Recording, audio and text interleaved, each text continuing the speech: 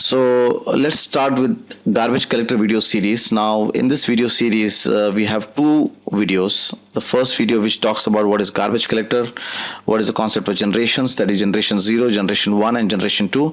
And in the second video we'll try to understand that how by using destructors in the class we end up into double garbage collector loop, and then how we can solve the problem by using finalize and dispose patterns. So what we'll do is, first let's try to understand the basic fundamental that why do we need garbage collector, what is the use of garbage collector in .NET. Garbage collector is nothing but it's a feature provided by CLR, which helps us to clean unused managed objects. And by cleaning those unused managed objects, it basically reclaims the memory. So what happens is, when a .NET application runs, it can create several objects, and at a given moment of time, it's very much possible that, it will not use some of those objects, or it will not need some of those objects.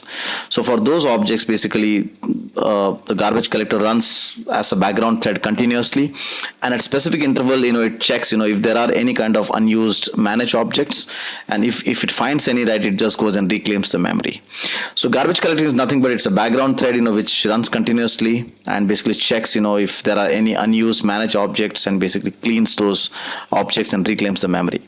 Now remember that, garbage collector only cleans unused managed objects. It doesn't clean unmanaged objects. So in other words, anything which is outside the CLR boundary, the garbage collector doesn't know how to clean it. Right. Now attached to garbage collector, and there is one more important concept called as generations. Okay, so there are three kinds of generation: generation 0, generation 1 and generation 2. Let's try to understand what is the concept of generations, and how does it affect garbage collector performance. So let's try to understand the concept of generation 0, 1 and 2. Okay, what exactly are these from the garbage collector perspective? Okay. Now let's say that you have a simple application called as app1. So this application has, let's say this is a Windows application, it recently started.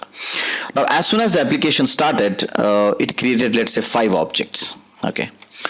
And now what happens is, as soon as application creates new objects or fresh objects, okay, these objects are moved into a bucket called as generation 0. So let's say that these 5 objects which are freshly created are first moved to the bucket, or it's categorized into a bucket called a generation 0. Okay. Now remember that all of these objects are managed objects. So in other words, if you have any kind of unmanaged objects like Excel component, or must be some VC++ or com component, right? It won't be the garbage collector fundamentals don't apply for them. Okay. So 5 managed objects are created, and as soon as they are created, they are pushed into a bucket called a generation 0. Now our hero, that is garbage collector, which is a background thread, and nobody knows when he will come and visit the application to see that which of the objects are unused. So let's say that the garbage collector comes once in a blue moon and says, okay, from these 5 objects, which are the objects which are not needed currently by the application.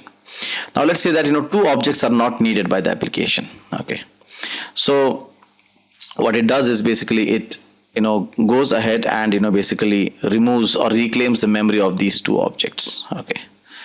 Now the remaining 3 objects are yet needed. In other words, the application needs them. So what it means is, for this guy, for the garbage collector, what it means is that he cannot claim these memory. So what it does is he moves these objects to generation 2 bucket. So all these 3 objects are moved to the generation 1 bucket. Okay. So now they are pushed ahead to the generation 1 bucket. Okay.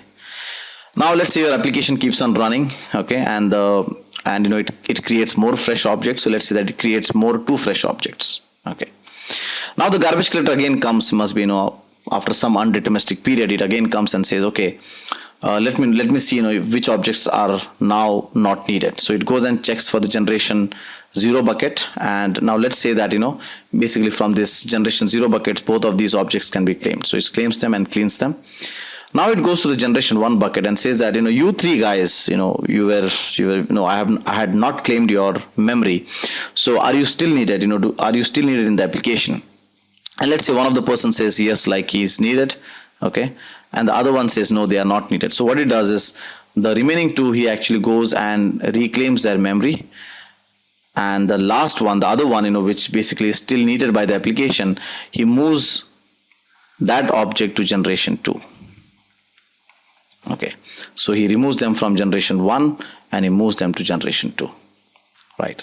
So in other words, generations are nothing but, they defined, how long the object is staying in the memory, or how long the object has been in the memory.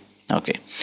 Now you must be wondering that why do we need these generations? Okay. What is the concept of these generations? So what happens is, normally when we talk about big applications, right, they can create thousands of objects, or must be hundreds of objects. We do not know. Okay. And for each of these objects, if your garbage collector has to go and see them if they are needed or not, right? It's a pain. It's a pain, right? Or it's a huge process, or it will be a bulky process. So by creating these buckets, right? What he means is that if an object is in generation 2, right? It means he will make less amount of visits over here, because when an object has moved to generation 2, that means it will stay more time in the memory. So there is no point going and asking them again and again, should I reclaim your memory or not? In the same way, generation 1 objects are more likely to be in the memory than generation 0. So he will more visit generation 0 bucket. Okay. So in other words, if there are 1000 objects, right, and if let's say 200 objects are in generation 1 and generation 2, then he will only go and browse the 800 objects, the remaining 800 objects. Okay. So in other words, generation 0, generation 1 and generation 2, help to increase the performance of garbage collector. Okay, so now that we have seen the concept of garbage collector and generation 0 and generation 1 and generation 2, let's try to visually see that how this generation looks like, or even is it possible to go and see the inner memory of garbage collector and see this generation with our naked eyes. So now in order to see the managed memory in .NET, right, there is a nice tool called as CLR Profiler. Now, in order to use CLR Profiler, what I've done is, basically I've created a simple Windows application here, you can see. And in this Windows application, what I'm doing is I've created a simple class here called as CLS1. This class really does not do anything as such, it's just a class here so that, we can just create some 1000 or 2000 objects. Okay, so just a simple class here. And then in the button click, what I'm doing is I'm just looping 1000 times and I'm creating objects. So let me build this application. And let's go to the CLR Profiler. Now, the CLR Profiler is nothing but it's a tool, which you can get from Microsoft.com. So if you just go to Microsoft.com and search for CLR Profiler, you will get, 2 downloads. Like one is for the 64-bit and one is for 86. So you can take whichever is appropriate for your environment. So let me go and run this profiler, and let me browse to the application and pick up my application here. So there goes my button. And let me go ahead and create the 1000 objects. So it will go and create the 1000 objects, and let me just close this. Now, if you go to objects by addresses, right, you will see a nice visual graph here saying that, the generation 0 objects. Okay.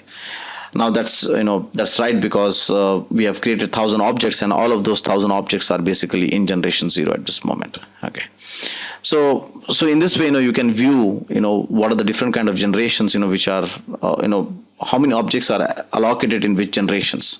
And if you want to really see more view of your objects, so must be like this view. Okay.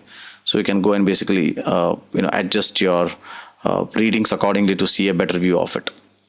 Right. So by using the CLR Profiler, you can get an idea of, that how many objects are created in generation 0, generation 1, and generation 2. Now, the most important point here to remember is that more the objects in generation 0, the better it is. Why? Because what it means is that the objects are created and the memory is claimed. The more the objects are in generation 1 and generation 2, the worse it is. Why? Because that means that, the memory is getting allocated, but it is never getting cleaned up, or it is never getting reclaimed. So until your .NET application runs, right, that memory, cannot be claimed back.